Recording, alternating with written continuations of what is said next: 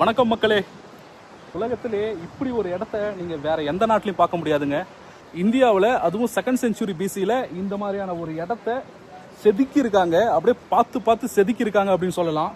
நீங்கள் நினச்சி பாருங்கள், நம்மளாம் நினச்சிட்டு இருக்கிறோம் 2100 ஆண்டுகளுக்கு முன்பு, அதாவது 2300 ஆண்டுகளுக்கு முன்பு வாழ்ந்த மனிதர்கள்லாம் ஏதோ காட்டு மிராண்டிகளாக இருந்திருப்பாங்கன்னு சொல்லிட்டு. ஆனால் அது பாருங்கள், எவ்வளவு கலைநயம், எவ்வளவு ரசனை இருந்தால் இதை பற்றியெல்லாம் யோசிக்க முடியுங்கிறத நீங்கள் நினச்சி பாருங்கள். உண்மையாகவே 2300 ஆண்டுகளுக்கு முன்பு, அதுவும் குறிப்பாக இவ்வளவு கலைநயம் இருக்கக்கூடிய மனிதர்கள் வாழ்ந்திருக்காங்க அப்படிங்கிறதே ஒரு பிரமிப்பாக இருக்குது. ஒரு பெரிய மலை, அந்த ஒட்டுமொத்த மலையவும் அப்படியே அதாவது என்ன சொல்கிறது, இந்த கவிதைன்னு சொல்லுவாங்க பார்த்தீங்களா, கவிதை எழுதுறதுன்னு சொல்லிட்டு, அந்த கவிதையவே கற்களில் எழுதியிருக்காங்க. அது என்ன சொல்கிறது, அது ஒரு கலை வடிவத்தில் எழுதியிருக்காங்க. அப்படிப்பட்ட ஒரு இடத்த தான் நீங்கள் பார்த்துட்ருக்கீங்க. நீங்கள் பார்த்துட்டு இருக்கக்கூடிய இடம் அஜந்தா கேவ்ஸ். ஸோ இந்த இடத்த நம்ம முழுசாக சுற்றி பார்ப்போம்.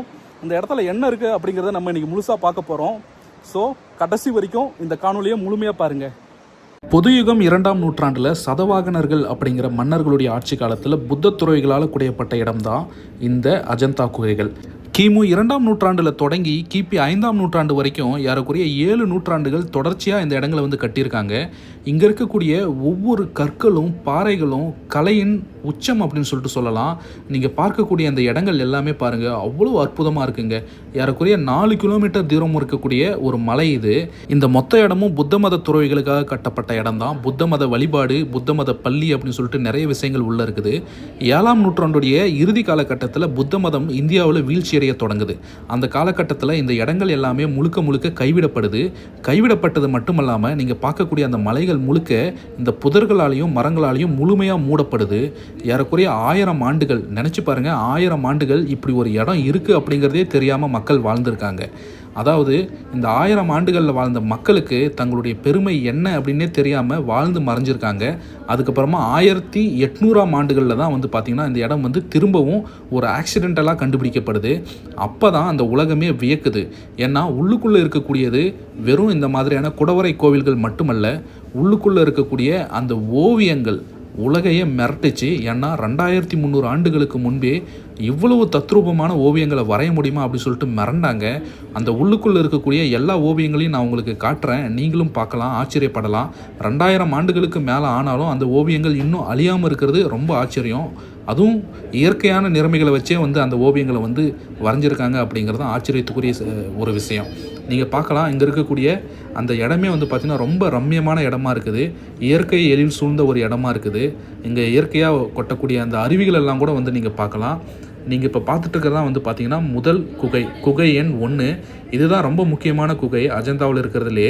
நீங்கள் வந்தீங்கன்னா அங்கே பாருங்கள், அந்த தூண்கள் ஆகட்டும் எல்லாமே பார்த்திங்கன்னா அவ்வளோ கலைநயத்தோடு செதுக்கப்பட்டிருக்கிறத உங்களால் பார்க்க முடியும். இந்த குகைகளுக்கு வெளியே நம்ம காணொலி எடுக்கிறதுக்கோ அல்லது புகைப்படங்கள் எடுக்கிறதுக்கோ எந்த ரெஸ்ட்ரிக்ஷனும் கிடையாது. ஆனால் நீங்கள் குகைகளுக்கு உள்ளே நீங்கள் போகும்போது அங்கே உங்களால் காணொலியாக அதை பதிவு செய்ய முடியாது. ஆனால் புகைப்படங்களாக மட்டும் எடுத்துக்கலாம். அதுக்கு மட்டும்தான் அலோவ் பண்ணுறாங்க. அதனால் முடிஞ்ச வரைக்கும் நான் உங்களுக்கு மேக்ஸிமம் எவ்வளோ முடியுமோ அந்தளவுக்கு பெஸ்ட்டாக கவர் பண்ணியிருக்கிறேன். அதனால் இந்த வீடியோவை கடைசி வரைக்கும் பாருங்கள். ஸோ நீங்கள் ஃபஸ்ட்டு பார்த்துட்டு இருக்கக்கூடிய இந்த குகை பாருங்கள், முழுக்க அற்புதமாக குடஞ்சி உருவாக்கப்பட்டிருக்கிறத நீங்கள் பார்க்கலாம். இந்த பாறைகளை பார்த்தீங்கன்னா, அதாவது எரிமலை வெடிக்குது பார்த்தீங்களா, அந்த எரிமலை வெடிக்கும் போது அந்த நெருப்பு குழம்பு வெளியில் வரும். அந்த நெருப்பு குழம்புகள் இறுகி உருவாகக்கூடிய பாறைகள் தான் இந்த பாறைகள். அந்த பாறைகளில் தான் அதை செஞ்சுருக்காங்க. இந்த பாறைகளுக்கு இடையில் நிறைய கிறிஸ்டல்ஸ் இருக்கிறதையும் நீங்கள் பார்க்க முடியும். அதையும் நான் உங்களுக்கு காட்டுறேன் பாருங்கள். இதுக்குள்ளே தான் என்ன அற்புதமாக அதை கொண்டு வந்திருக்காங்க. அந்த ஆர்டிஸ்டிக்கான விஷயங்கள் எல்லாத்தையும் பாருங்கள். 2100 ஆண்டுகளுக்கு முன்பு செதுக்கப்பட்ட விடயங்கள் இன்னும் அவ்வளோ தத்ரூபமாக இருக்குது. நீங்கள் பார்க்கக்கூடிய அந்த சுவர்த்தில் பாருங்கள், யூனிகான் செதுக்கியிருக்காங்க. அதே மாதிரி நிறைய யானைகளை செதுக்கியிருக்காங்க. அதுக்கப்புறமா பார்த்தீங்கன்னா அந்த வானுலக தேவர்கள் அப்படின்னு சொல்லுவாங்க, அவங்கள எல்லாத்தையும் அந்த செலஸ்டியல் பாடிஸ் அவங்கள எல்லாத்தையுமே செதுக்கியிருக்காங்க. ஸோ நிறைய அற்புதமான விஷயங்கள் இருக்குது. இந்த தூண்களுடைய கலை நேர்த்தியே பார்த்திங்கன்னா நம்மளை அப்படியே கவர்ந்து இழுக்குது. இப்படி அற்புதமான ஒரு விஷயத்தை செய்யணும்னா எவ்வளோ மனித ஆற்றல் தேவைப்பட்டிருக்கும், எவ்வளோ மனித உழைப்பு, எவ்வளோ காலம் இதுக்காக உழைச்சிருப்பாங்க அப்படிங்கிறதெல்லாம் நினைக்கும் போதே ரொம்பவும் பிரம்மாண்டமாகவும் இருக்குது.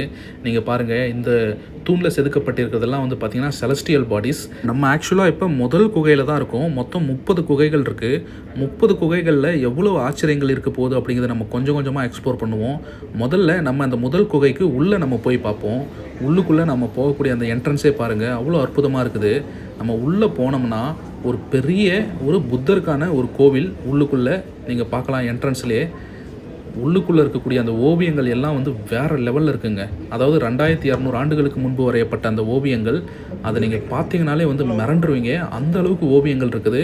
என்னென்னா உள்ள லைட்டெல்லாம் போடாமல் வச்சுருக்காங்க. ஸோ லைட் போடாமல் இருக்கிறதுனால நம்மளால் வந்து புகைப்படங்கள் தெளிவாக எடுக்க முடியல. உள்ள புகைப்படங்கள் மட்டும்தான் அலோவ் பண்ணுறாங்க. நீங்கள் பாருங்கள், அந்த புகைப்படங்கள் எல்லாமே கலை நேர்த்தியின் உச்சம் அப்படின்னு சொல்லலாம். அந்த காலகட்டத்தில் இதெல்லாம் இவங்களால் எப்படி கொண்டு வர முடிஞ்சது அப்படிங்கிறது ரொம்ப ஆச்சரியமாக இருக்குது. இந்த ஓவியம் பாருங்கள், இது ரொம்ப ஃபேமஸான ஒரு ஓவியம். இது வந்து புத்தர் எப்படி இருப்பார் அந்த காலகட்டத்தில் அப்படிங்கிற டாக்குமெண்ட் பண்ண ஒரு முக்கியமான ஓவியமாக பார்க்கப்படுது. நீங்கள் அப்படியே அந்த முதல் குகைக்கு உள்ளே இருந்து அப்படியே நீங்கள் வெளியில் வந்தீங்கன்னா பாருங்கள், அந்த பாறைகள் எந்த அளவுக்கு தத்ரூபமாக செதுக்கப்பட்டிருக்குது அப்படிங்கிறத உங்களால் ரொம்ப தெளிவாக பார்க்க முடியும். அப்படியே நம்ம முன்னாடி ஒரு வாக் போகலாம். ஏன்னா மொத்தமாக 30 குகைகள் இருக்குது. ஸோ 30 குகையிலையும் நம்ம எக்ஸ்ப்ளோர் பண்ணுறதுக்கு நிச்சயமாக ஒரு ஃபுல் டே தேவைப்படும். நம்ம இப்போ தான் முதல் குகையை பார்த்துருக்குறோம். அடுத்தடுத்த குகைகளை நம்ம பார்க்கும்போது நிறைய ஆச்சரியங்கள் நமக்குள்ளே காத்துட்ருக்குது. அதனால் கடைசி வரைக்கும் இந்த காணொலியை முழுமையாக பாருங்கள். நம்ம அப்படியே அடுத்த குகைக்கு வந்துட்டோம். இந்த குகையில் வந்து பார்த்திங்கன்னா முழுக்க முழுக்க நிறைய தூண்கள் வந்து செதுக்கியிருக்காங்க. அந்த ரூஃபில் பாருங்கள், ரூஃபில் இருக்கக்கூடிய ஓவியங்கள்லாம் பாருங்கள். அந்த ஓவியங்கள் எல்லாம் இன்னும் அழியாமல் இருக்குது அப்படிங்கிறதே நமக்கு ஆச்சரியமாக இருக்குது. ஆனாலும் நிறைய பகுதிகள் வந்து சேதமடைஞ்சிருக்கிறத பார்க்க முடியாது அந்த ஓவியங்களில். அது மட்டும் இல்லாமல் அந்த தூண்களில் இருக்கக்கூடிய வேலைப்பாடுகள் தாங்க அந்த காலகட்டத்தில் இவ்வளோ வேலைப்பாடுகளை இவ்வளோ கலை நேர்த்தியோடு அவங்களால எப்படி கொண்டு வர முடிஞ்சது அப்படிங்கிறது ரொம்ப ஆச்சரியமாக இருக்குது. மேலே அந்த ரூஃபில் இருக்கக்கூடிய அந்த ஓவியங்களை பாருங்கள், நிறைய ஓவியங்கள் வந்து உதிர்ந்து இருக்கிறத பார்க்க முடியுது. அப்படியே வந்து நம்ம உள்ளுக்குள்ளே முன்னாடி போய் பார்க்கலாம். இங்கே வந்து பார்த்திங்கன்னா என்னென்னா உள்ளுக்குள்ளே எந்த ஒரு காணொலியுமே எடுக்கிறதுக்கு விட மாட்டேங்கிறாங்க. ரொம்ப ஸ்ட்ரிக்டாக இருக்காங்க. வெளியே வந்து எந்த தடையும் இல்லை. நம்ம வெளியே வந்து எவ்வளோ வீடியோஸ் வேணாலும் எடுத்துக்கலாம். உள்ளுக்குள்ளே தான் வந்து நம்ம காணொலிகள் எடுக்கிறதுல பெரிய சிக்கல் இருக்குது. இங்கே ஒரு தூண் இருக்குது பாருங்கள், இங்கே இருக்கக்கூடிய தூணும் பாருங்கள். அங்கே உள்ளுக்குள்ளே இருக்கிறது ஒரு அறை. அந்த அறைகளில் வந்து பார்த்திங்கன்னா புத்த துறவிகள் வந்து தங்கிப்பாங்க. அந்த தூண்களுடைய வேலைப்பாடுகள் பாருங்கள், வேறு லெவலுங்க. நம்ம அந்த காலகட்டத்தில் இருந்த மக்கள்லாம் ஏதோ காட்டு மிராண்டிகளாக இருந்திருப்பாங்க, போர் புரியக்கூடியவர்களாக இருந்திருப்பாங்க அப்படின்னு தான் நம்ம நினச்சிட்ருக்குறோம். ஆனால் எவ்வளோ கலைநயம் மிக்க சிற்பிகள்லாம் இருந்திருக்காங்க அப்படிங்கிறத யோசிச்சு பாருங்கள். அதுவும் 2300 ஆண்டுகளுக்கு முன்பே இந்த சதவாகனர்கள் அப்படிங்கிற காலகட்டத்தில். இது வந்து மகாராஷ்டிராவில் இருக்குது இந்த லொக்கேஷனு. ஸோ அங்கே இருக்கக்கூடிய அந்த கேவுக்குள்ளே தான் நம்ம பார்த்துட்டுருக்குறோம். அடுத்து நம்ம அடுத்தடுத்த லொக்கேஷனுக்கு நம்ம போவோம். அடுத்து நம்ம கொஞ்சம் முன்னோக்கி போனோம்னா இன்னும் நிறைய குகைகள் இருக்குது. மொத்தமாக 30 குகைகள் அப்படிங்கிறதுனால ஒவ்வொரு குகையும் ஒவ்வொரு விதத்தில் தனித்துவமானதுங்க. நீங்கள் பார்க்கக்கூடிய இன்னொரு குகை பாருங்கள். அந்த குகைகளுக்கு நடுவில் அந்த வெள்ளை கலரில் கோடுகள் மாதிரி இருக்குது பார்த்தீங்களா? அந்த கோடுகள் எல்லாமே கிறிஸ்டல்ஸ். அதாவது இந்த எரிமலை குழம்பு வெடிக்கும்போது அந்த லாவா உருவாகுது இல்லைங்களா? அந்த லாவாவுக்குள்ளே இருக்கக்கூடிய அந்த குறிப்பிட்ட பகுதியில் இருக்கக்கூடிய லாவா மட்டும் ரொம்ப ஸ்லோவாக வந்து இருக்கும்.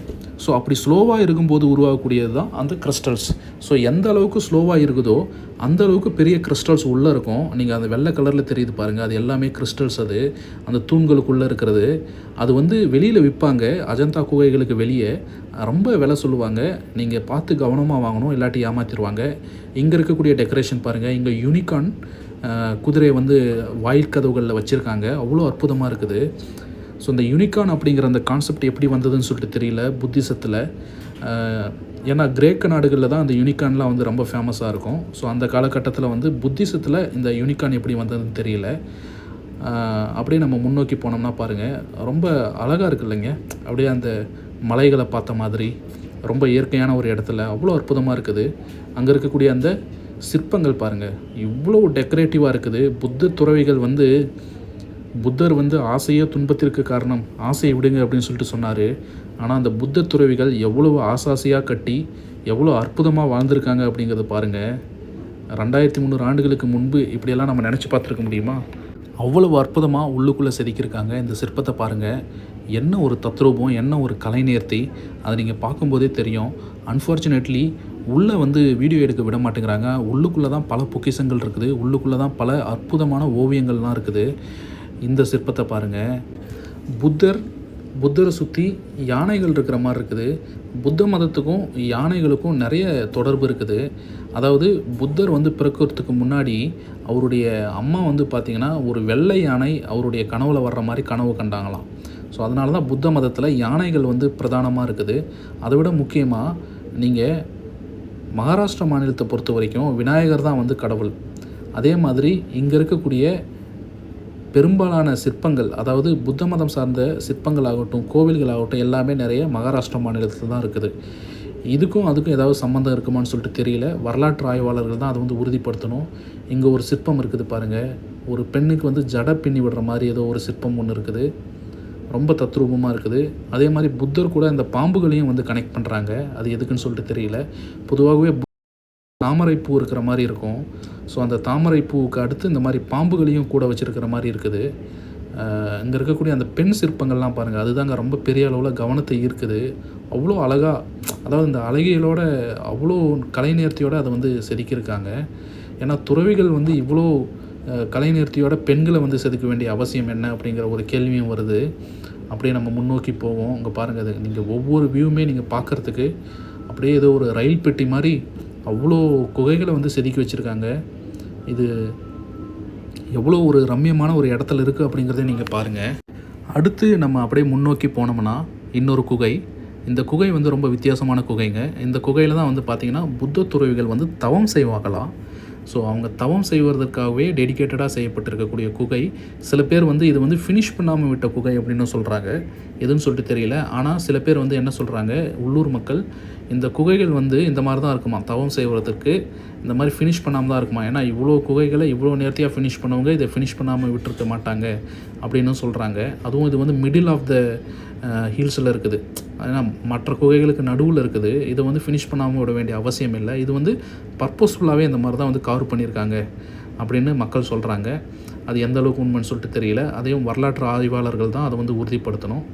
நம்ம அடுத்தடுத்து முன்னோக்கி போவோம். இன்னும் நம்ம வந்து பார்த்திங்கன்னா மேலே இந்த குகைகளுக்கு மேலெல்லாம் நம்ம ஏறி பார்க்க போகிறோம். அதனால் டயர்ட் ஆகிடாதீங்க. இந்த காணொலியை கொஞ்சம் முழுமையாக பாருங்கள். இது பாருங்கள், ரொம்ப முக்கியமான ஒரு இடம். நீங்கள் பார்க்கக்கூடிய அந்த சுவர்களில் ஒவ்வொரு சிற்பங்களும் ஒவ்வொரு யோக நிலையில் இருக்கிற மாதிரி நீங்கள் பார்க்கலாம். அதாவது யோகா அப்படிங்கிறது எந்த மதம் சார்ந்தது அப்படின்னு சொல்லிட்டு உங்களுக்குள்ள கேள்விகள் இருக்கலாம். யோகா அப்படிங்கிறது மக்கள் சார்ந்தது, அது மதம் சார்ந்தது கிடையாது. புத்த மதத்துலேயும் இந்த மாதிரி யோக நிலையில் இருக்கிறத பார்க்க முடியும், ஜைன மதத்துலேயும் பார்க்க முடியும், ஆசீவகத்துலேயும் இந்த மாதிரி யோக நிலையில் இருக்கிறத பார்க்க முடியும்.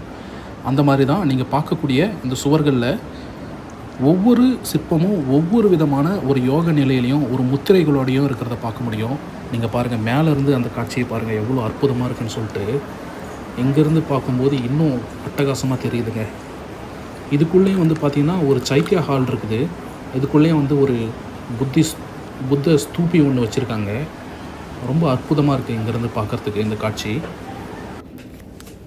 இந்த வியூ பாருங்கள், இந்த பில்லரில் இருக்கக்கூடிய அந்த சிற்பங்கள் அது ஏதோ வித்தியாசமான உருவங்களாக இருக்குது. மேலே இருக்கக்கூடிய அந்த யோக நிலையில் இருக்கக்கூடிய சிற்பங்களும் ரொம்ப தத்ரூபமாக இருக்குங்க. இத்தனை ஆண்டு காலமாக அழியாமல் இருக்குது அப்படின்னா அது எவ்வளோ நேர்த்தியோடு செஞ்சுருப்பாங்கங்கிறத நீங்கள் யோசிக்கலாம். இந்த காட்சியை பாருங்கள், ரொம்ப பிரமிப்பாக இருக்குது. ஏன்னா அப்படியே ஒரு பெரிய மலை மேலேருந்து அப்படியே நம்ம பார்க்கும்போது என்ன ஒரு அற்புதமாக இருக்குது பாருங்கள். இதெல்லாம் யோசிக்கிறதுக்கே வந்து ஒரு கலை அறிவு வேணுங்க. இதை பற்றியெல்லாம் யோசிக்கிறதுக்கே இப்படி செய்ய முடியும் அப்படின்னு யோசிச்சிருக்காங்க பாருங்கள் அந்த காலகட்டத்தில்.